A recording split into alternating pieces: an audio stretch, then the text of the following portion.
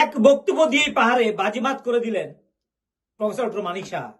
মুখ্যমন্ত্রী ডক্টর মানিক সাহা এমন কি বক্তব্য দিলেন, এমন কি টনিক দিলেন, যে টনিকের পর পাহাড়ে বিজেপি দলের যে সমাবেশগুলি হচ্ছে সেখানে ভোরে ভোরে লোক আসছে, জনসমাবেশগুলি উপচে পড়ছে। হঠাৎ করে কি হলো, যা গত কয়েক মাস আগেও জনসভা করলে লোক আসতে চাইতো না, রাস্তায় আটকে দেওয়া হতো, আসতে চাইতো না, তাদের পার্টি অফিস ভাঙচুর করতো, কিন্তু সেই পরিবেশটা টোটালি বদলে গেছে। কেন, কিভাবে, এমন কি করলেন? একটি ঐতিহাসিক বক্তব্য বলা যায়। এমন একটি বক্তব্য 2 মাস আগে তিনি দিয়েছিলেন, যে বক্তব্য দিয়ে তিনি মথা দলে যারা রয়েছেন কর্মী সমর্থক বা যারা যাচ্ছেন তাদেরকে তিনি সম্পূর্ণভাবে সিপিআইএম এর তকমা দিয়ে দিয়েছেন, যে মথা দলে যারা আছে বেশিরভাগই সিপিআইএম এর হারমাত, এমন একটি বক্তব্য দিয়ে দিয়েছেন। তবে এই বক্তব্য নিয়ে এরা যে সিপিআইএম, কংগ্রেস বা যারাই রয়েছে রাজনীতিতে, তাদের এই নিয়ে অভিযোগ থাকতে পারে, কিন্তু আমাদের এখানে প্রতিবেদনের বক্তব্য হচ্ছে তিনি যে বক্তব্যটি দিয়েছিলেন সেই বক্তব্য নিয়ে আমাদের আলোচনা।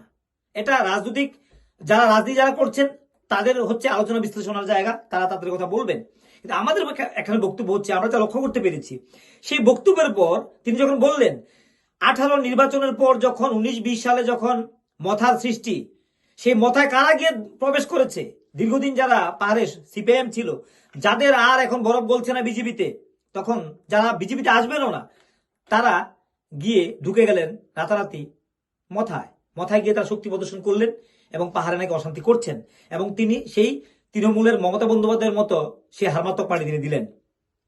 অর্থাৎ মথায় যারা রয়েছে তারা এখন সিপিআইএম এর তকমা নিয়ে আছেন, এবং তারা এই তকমা থেকে বাঁচতে অনেকেই প্রধান দল বিজেপিতে আসছেন, কারণ তারা ভাবছেন যেহেতু মথা এবং বিজেপি শরিক দল, সেই জায়গাতে আমরা কেন প্রধান শরিক দলের দিকে যাব না, কেন আমাদেরকে দুর্বল শরিকের সঙ্গে থাকতে হবে।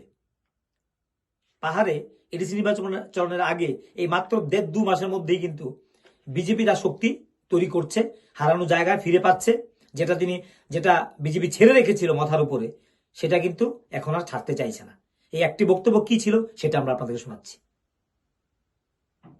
বর্তমানে যারা হইচই করছে তখন কিন্তু শব্দ নেই, ঘরের ভিতর চুপ করে বসেছিল, আমরা এসে ওদেরকে বের করে ওদের সেই সম্মান আমরা দিয়েছি বন্ধুগণ।